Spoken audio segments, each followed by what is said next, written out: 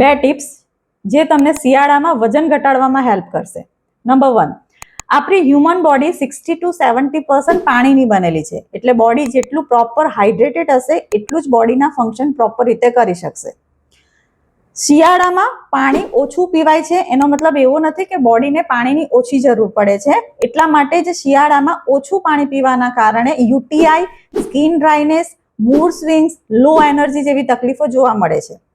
એટલા માટે શિયાળામાં ઠંડીની મોસમમાં દિવસ દરમિયાન 2 થી 3 લીટર પાણી પીવાનો આગ્રહ રાખજો, જે ઇનડાયરેક્ટલી તમારા મેટાબોલિઝમને બૂસ્ટ કરશે અને વજન ઘટાડવામાં હેલ્પ કરશે. Number 2, warm water beverages.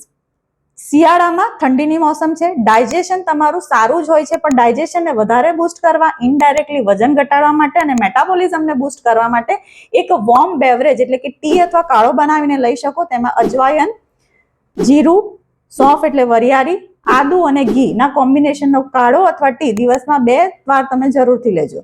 Indirectly વજન પણ ઘટશે, મેટાબોલિઝમ બૂસ્ટ થશે અને ડાયજેશન પાવરફુલ થશે.